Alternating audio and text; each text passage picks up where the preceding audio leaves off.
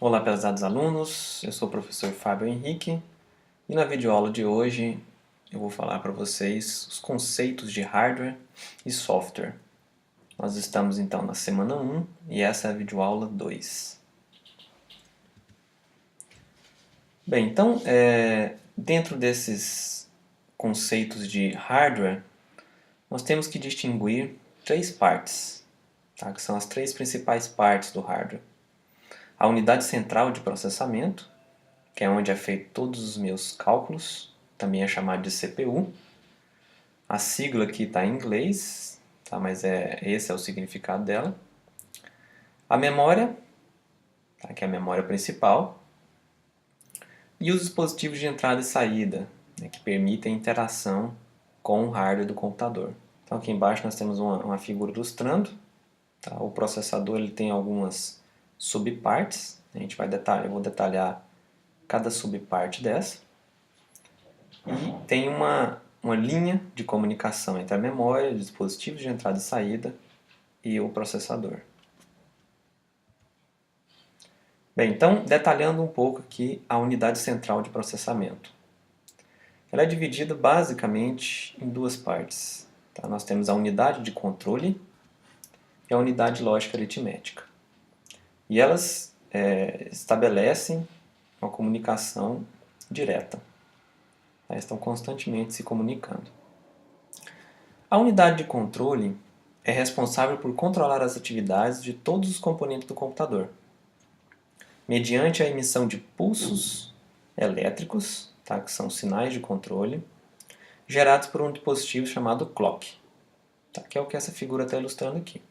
Isso aqui é um pulso e através desse pulso, a unidade de controle ela comanda toda a operação do computador.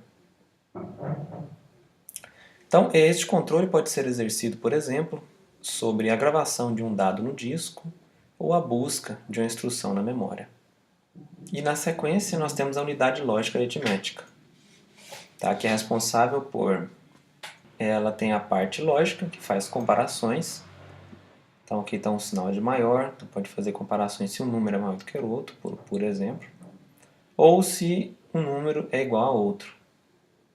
Tá? E também tem a parte aritmética, que ela faz as contas, né? Soma, subtração e etc. Tá? A velocidade do seu processador ela é estipulada por esse clock. Tá? Quanto mais rápido for esse clock, ou seja, quanto maior a frequência desse clock, mais informação você consegue transmitir no mesmo espaço de tempo. Então, por isso que um processador de 3 GHz, por exemplo, é melhor que um processador de 2 GHz. Tem que ter uma frequência mais alta de comunicação. Bem, então aqui para ilustrar o formato dos processadores ao longo de alguns anos. Começamos aqui então em 93. Os processadores naquela época tinham esse formato aqui. Tá? Esse aqui é a parte de baixo dele, é onde encaixa na placa-mãe. Então ele tinha esses vários pinos. Tá? Lá na placa-mãe ela tinha vários buracos para você encaixar o processador. Isso aqui tinha um grande problema, que se você entortasse algum pino desse ou quebrasse, você teria seu processador danificado. Mais adiante, em 95, os processadores por um tempo tiveram esse formato aqui, formato de um cartucho, similar ao dos videogames antigos. E mais atualmente, em 2003, eles adquiriram esse formato. Essa aqui também é a parte de baixo, e vai em contato com a placa-mãe. Na parte superior do processador, nós temos uma área para contato com o cooler, que é responsável por resfriar esse processador. Então aqui são pequenos contatos, e na realidade esses pinos aqui são bem menores e se situam na placa-mãe, então foi invertido, né?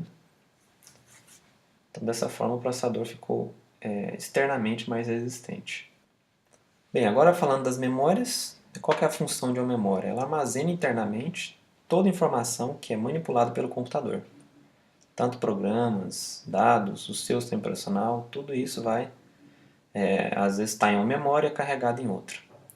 Tá? Então elas são classificadas por custo, velocidade de acesso e capacidade de armazenamento. Então aqui mais no topo da pirâmide, nós temos os registradores, que são memórias extremamente pequenas e rápidas. Então são caras e têm uma velocidade de acesso rápido. Normalmente você encontra registradores dentro do próprio processador. Então armazena lá um número por um período de tempo para fazer alguma operação com ele. E nós temos também as memórias cache, que são subdivididas aqui basicamente em L1, L2 e L3. Tá? São as camadas aqui de memória cache. L1 é uma memória cache com menor capacidade e maior velocidade. L2 intermediária, então uma capacidade intermediária e uma velocidade intermediária. E L3 é um pouco mais lenta que L1 e tem maior capacidade que as demais.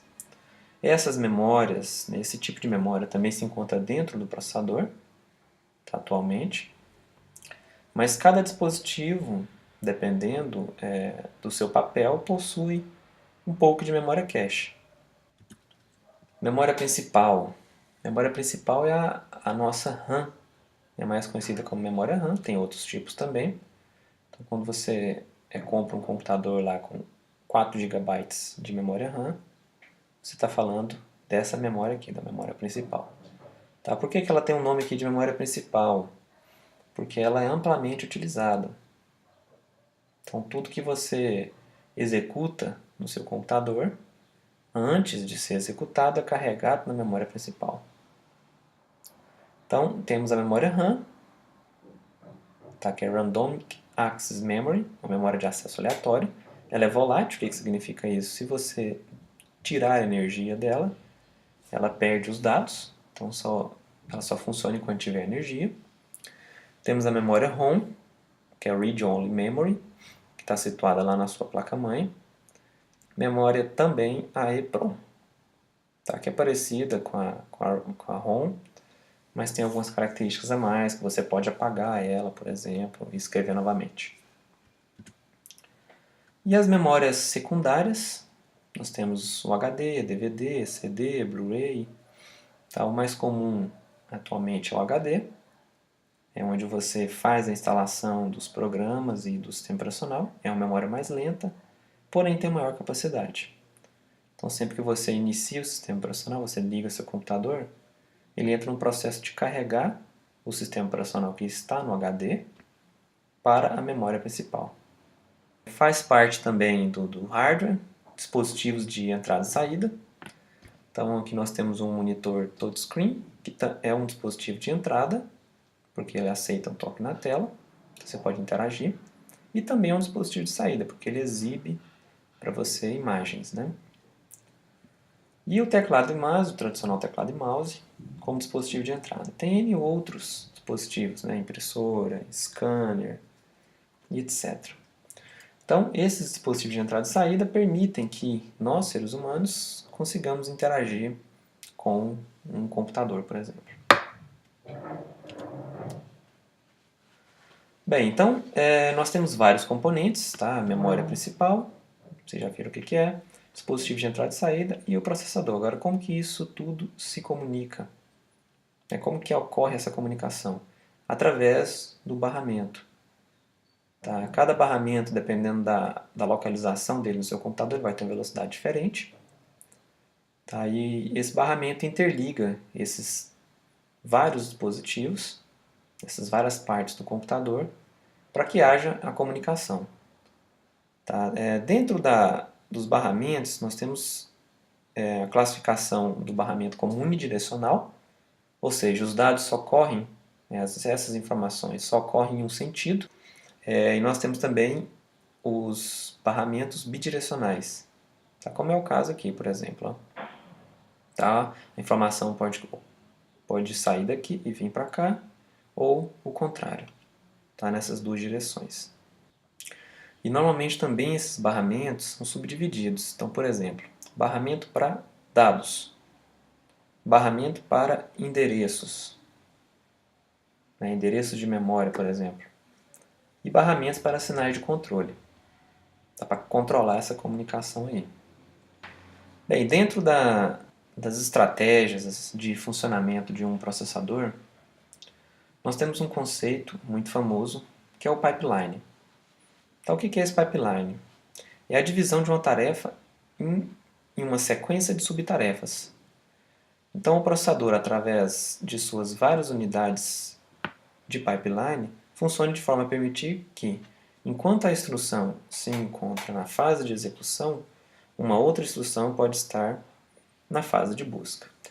Então, aqui nessa ilustração, nós temos 4 estágios aqui. Então, eu tenho a unidade de busca da instrução, o analisador da instrução, unidade de busca dos dados e unidade de execução da instrução. Então, imagine que o computador quer executar alguma coisa. Você deu uma ordem e ele precisa executar alguma coisa. E essa alguma coisa pode ser dividida em 4 partes. Tá? Então, você dá o comando e ele começa aqui a executar. Então, essa aqui é a sua instrução. Então, ele executa a parte 1, aí na sequência ele passa para executar a parte 2. Tá? Só que ao mesmo tempo você não dá uma instrução, né? Você não dá um comando por vez, você faz várias coisas no computador. Então, essas várias coisas que você vai fazendo, elas vão sendo empilhadas e executadas através dessa estratégia aqui. Tá? Não somente dessa estratégia, mas é uma das estratégias para fazer a execução de várias tarefas com essa divisão aqui, tá? Ao mesmo tempo. Então, isso aqui é como se fosse uma linha de produção. Tá? Imagine que vocês estão na linha de produção de uma pizzaria, por exemplo. Então, tem várias pessoas em uma mesa e cada um faz um pedaço da pizza. Então, um coloca o molho, o outro coloca o queijo, a mussarela, vem um outro coloca o tomate. E assim vão sendo feitas as pizzas. Tá? Enquanto, por exemplo, a terceira pessoa está colocando tomate, a primeira já está colocando molho em outra massa. Tá? Então é assim que funciona o pipeline. Tá? É uma estratégia amplamente utilizada, tá? É muito interessante. Bem, agora falando dos softwares. Dentro do software nós temos duas divisões. Tá? O software utilitário, que são softwares relacionados com serviços do sistema operacional. Tá? Então nós temos aqui como exemplo os compiladores, linkers, depuradores e outros. Eu vou explicar mais detalhado cada um. E os aplicativos, que são softwares desenvolvidos pelos usuários. Então, o processo de você criar um software, ele passa por várias etapas. Então, você codificou o seu programa. Normalmente é utilizado uma linguagem de alto nível para você fazer o seu programa. Então, por exemplo, vocês muito provavelmente vão estudar uma linguagem dessa de alto nível. Então, quais são essas linguagens? C, C++, C Sharp, Java e assim por diante. São linguagens de alto nível. O que tem que acontecer para o seu programa funcionar? Você codifica em linguagem de alto nível, porém o computador ele entende a linguagem binária, que é a linguagem de máquina, que são zeros e uns. Tem que ocorrer a tradução desse programa. Então o que é o tradutor? Ele vai converter toda a representação simbólica. O que é o simbólico aqui? São os símbolos utilizados na programação de alto nível. Tá? Que são, por exemplo, esse código aqui. Tá? São vários símbolos. Então, a representação simbólica das instruções para código de máquina. O código de máquina é o código binário. Tá? E o tradutor vai gerar um módulo objeto, que é o nome do seu programa após ser convertido para a linguagem binária. Então, ele se torna um módulo objeto. O tradutor ele possui duas subdivisões.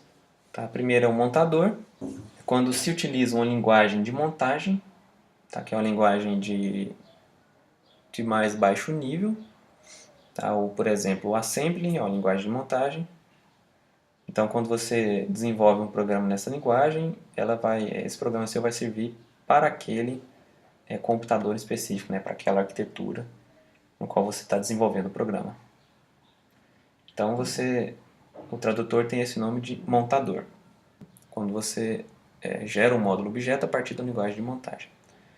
E compilador, ele tem esse nome de compilador, quando você gera um módulo objeto, que é o programa na linguagem binária, a partir de uma linguagem de alto nível. Tá?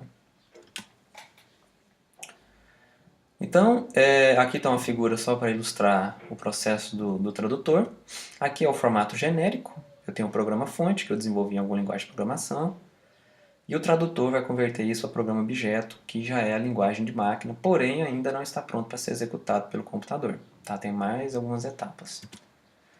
Bem, especializando um pouco mais, o tradutor ele tem duas subdivisões, montador e compilador.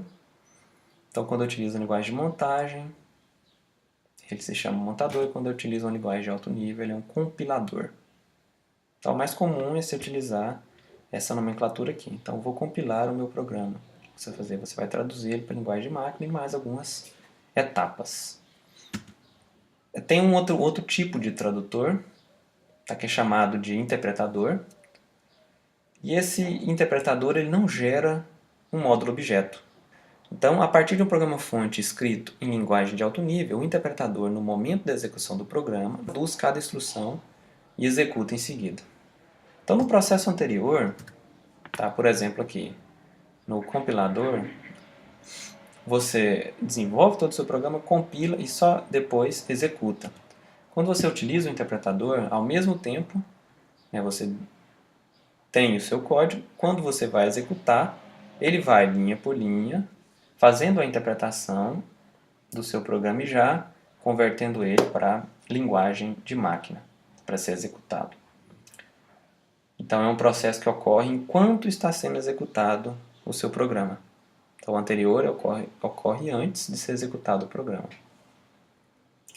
As linguagens que são interpretadas, tá? Coloquei dois exemplos aqui, PHP e Python. Elas têm vantagens e desvantagens. A desvantagem é o tempo gasto na tradução das instruções de um programa toda vez que este for executado. Então, toda vez que você executar aquele programa, ele vai ter que converter aquela instrução para a linguagem de máquina. E quais são as vantagens? Por exemplo, aqui nessas linguagens você consegue utilizar variáveis. Tá? Quando vocês forem programar, vocês vão saber do que eu estou falando. Você consegue ter variáveis sem um tipo de dado pré-definido. Então, por exemplo, nessa mesma variável eu posso armazenar um texto, posso armazenar num outro momento um número e assim por diante. Tá? Essa é uma das vantagens, a flexibilidade. Bem, ainda no processo de execução de um software, tá? De desenvolvimento e execução, nós temos o linker. Tá? Percebam aqui que eu tenho vários módulos objeto.